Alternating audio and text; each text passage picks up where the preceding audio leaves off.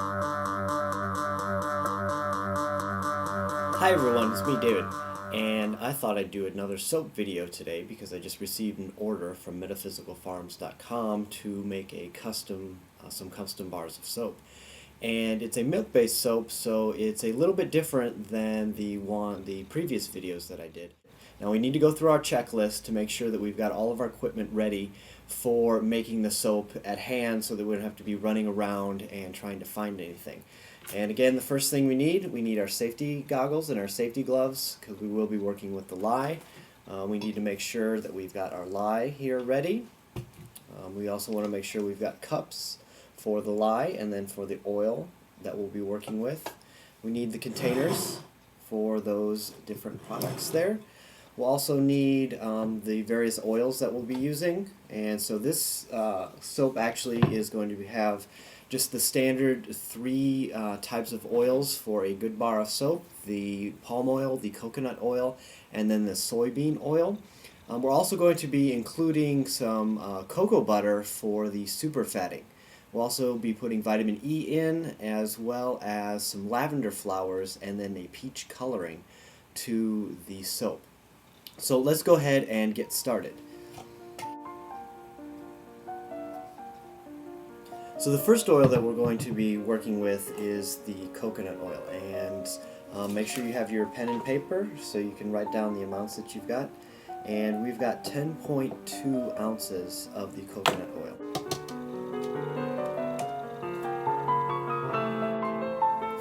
So the next oil that we're going to be using is the palm oil, and we're going to try and get that as close as we can to 10 ounces as well. So we've got 10.6 ounces of the palm oil.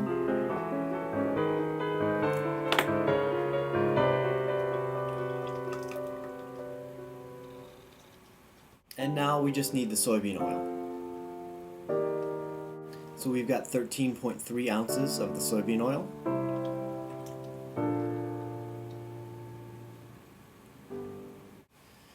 Okay, so now that we've got all of our oil together, we'll just need to go to metaphysicalfarms.com and figure out the amount of lye and the amount of liquid that we're going to need for this recipe.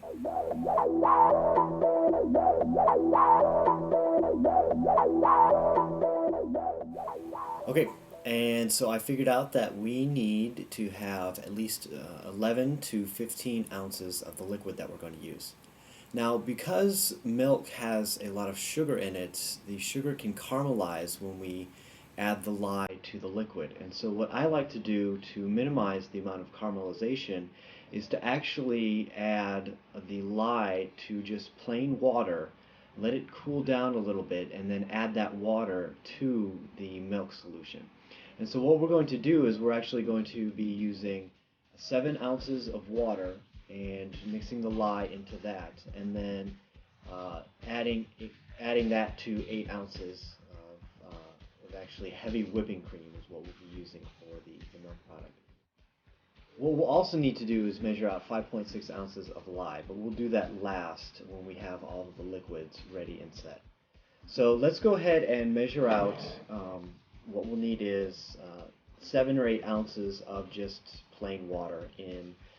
I like to put it in this Pyrex cup, and then we'll add the milk to this larger container right here, where we'll be finally putting the solution.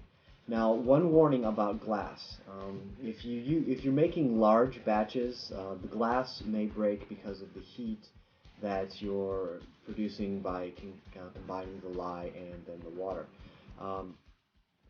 With the small batches that I'm using, I'm not too worried about that, but if you are making larger batches, it could be a concern, and so you may wish to use a different type of container. Okay, so we've got our liquids all measured out, and so what we need to do right now is measure out the lye. Okay, so we need 5.6 ounces of the lye.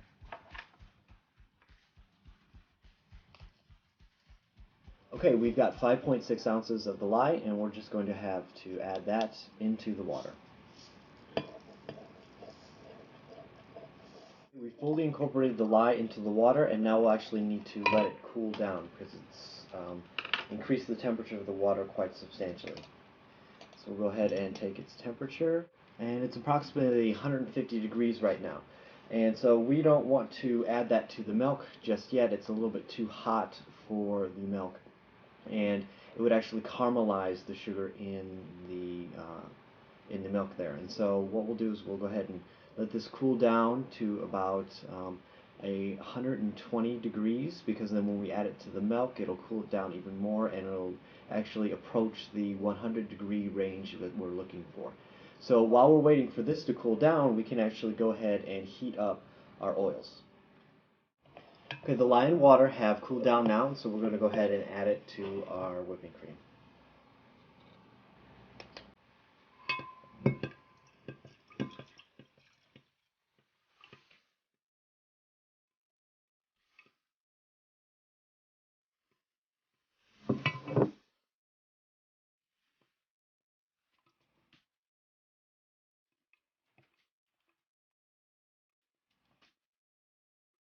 Okay, we've added the lye to the milk, and it has started to saponify the fat in the milk already, and so we'll just go ahead and add that to the oil right now.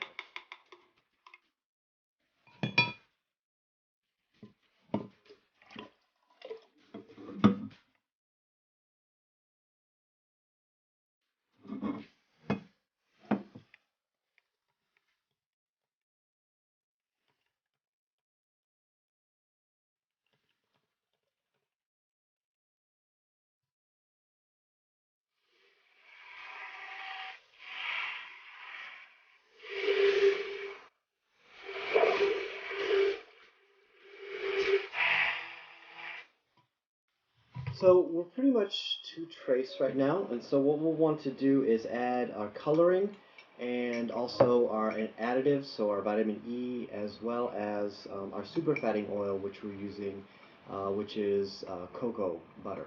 And we're adding 1.6 ounces of the cocoa butter.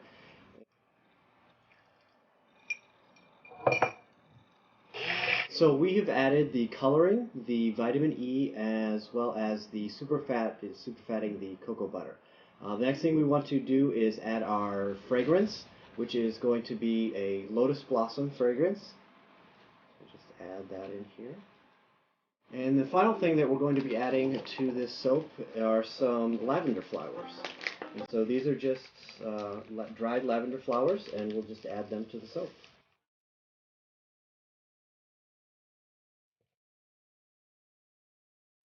And we'll give it one last mix with the stick blender. Okay, so we have a good trace going with our soap. So all we need now is our mold, and we will pour this into our mold here.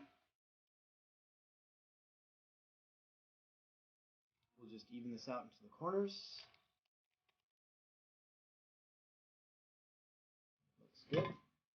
And then we just need to cover it up and let it sit for 2 or 3 days to let it solidify, and then we can start cutting it and letting it dry.